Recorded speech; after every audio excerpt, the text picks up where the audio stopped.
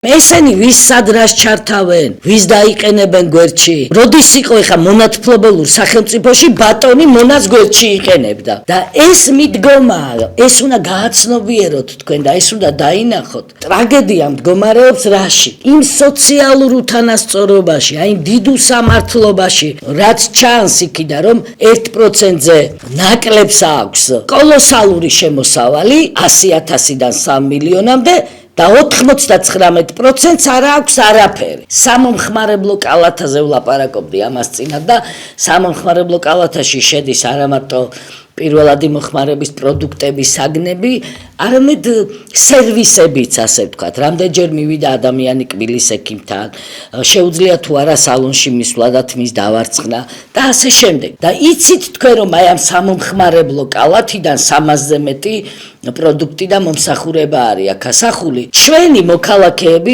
რას გეკითხებით ეხა თქვენ ჩემზე კარგად არიცით როგორ ცხოვრობთ?